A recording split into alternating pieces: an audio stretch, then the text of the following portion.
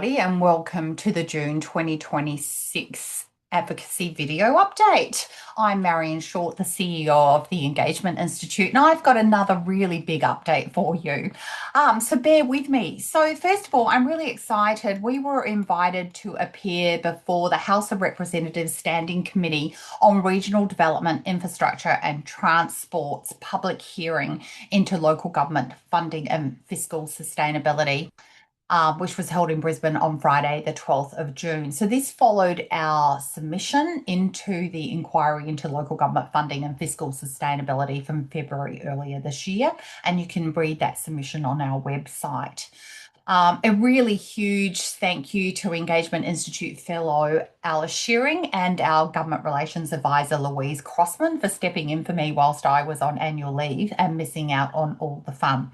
I will say I had a wonderful time in Japan.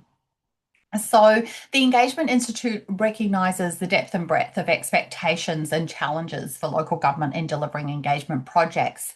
And our submission made 3 key recommendations, including dedicated recurrent funding to build and maintain local government community engagement capability, dedicated funding for community engagement as an integral component of project delivery alongside requirements to report on engagement strategy and activities.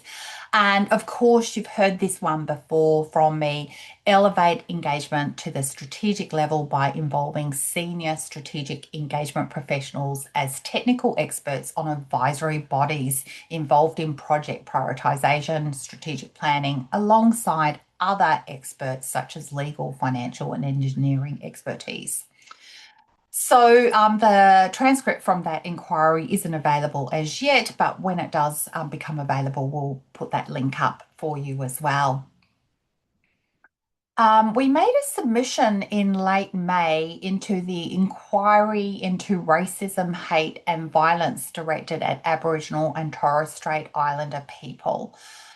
We're very, very grateful for the support of our Aboriginal and Torres Strait Islander Cultural Advisory Group for their generosity and wisdom in informing the development of this submission.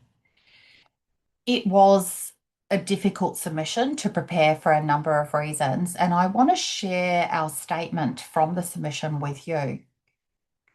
The development of this submission has not been aligned with Engagement Institute's values of engagement and inclusion. In preparing this submission, we were conscious of the potential harm in asking members to revisit or recount experiences of racism, trauma and distress. We recognise and advocate for meaningful engagement with Aboriginal and Torres Strait Islanders, and that it is inappropriate for us to speak on their behalf. However, it is important that their needs and rights are recognised and inform meaningful and authentic engagement that is culturally safe. This tension highlights the need for ongoing culturally safe approaches that enable First Nations voices and experience to inform our work in ways that are respectful, supported and led by community. As a result, we make this submission cautiously, sharing our organisational observations and learnings with 2 recommendations so that we as a nation do better. So we provided 2 recommendations which you can read in the submission, which is up on our website. We also attached the Aboriginal and Torres Strait Islander community engagement principles that, again, our cultural advisory group were very involved in the development of as part of that, and that is also available on our website.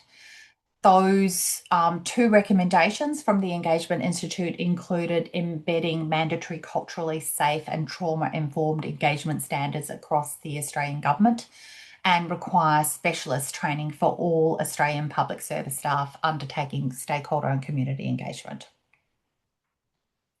As I said, it's been a busy month, so we also wrote a letter to the Honourable Jacinta Allan, Premier of Victoria, as a response to the Victorian Parliamentary Inquiry report on community consultation practices. This letter is up on our website.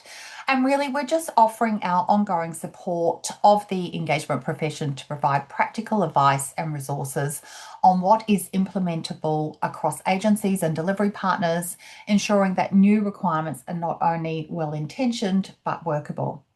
We, of course, can also help align standards across government, including reducing duplication and lifting capability in a coordinated, sustainable way.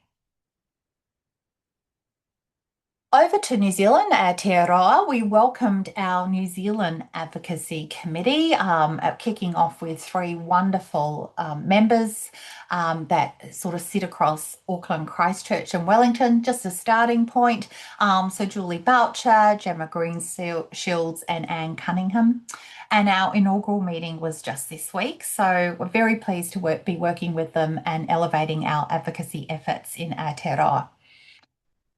We are kicking off with our first piece of work being the New Zealand Conservation Amendment Bill. A submission is due on the 2nd of July, so we're moving very, very quickly on this one.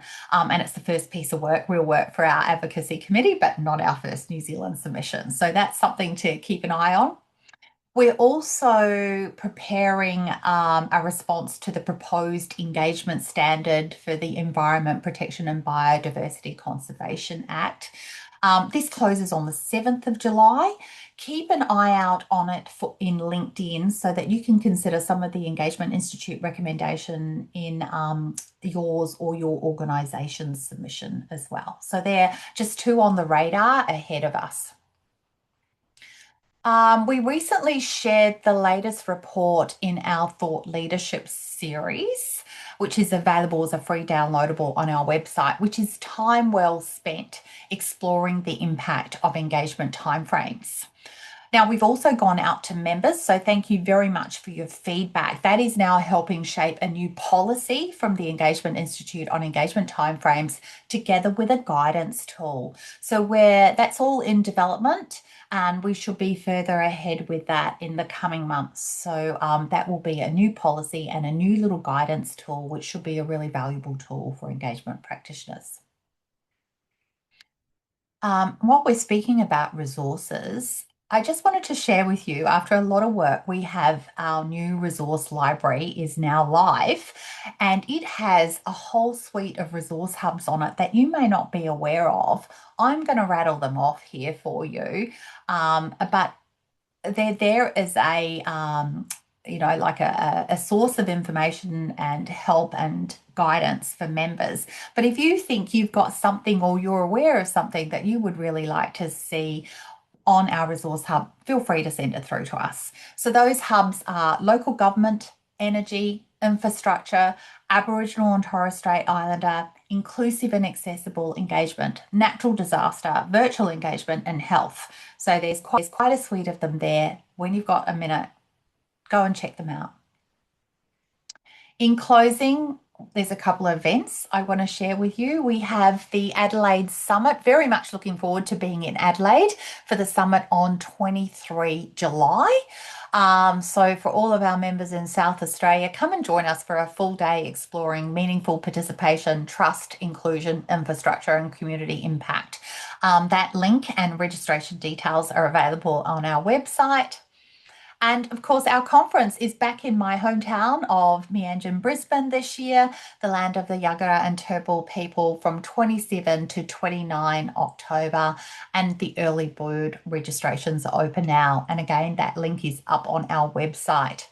So that's all for me. Like I said, it's been a busy time. I'm feeling refreshed and recharged after a wonderful 3-week holiday in Japan and looking forward to seeing you at an event shortly. Thank you.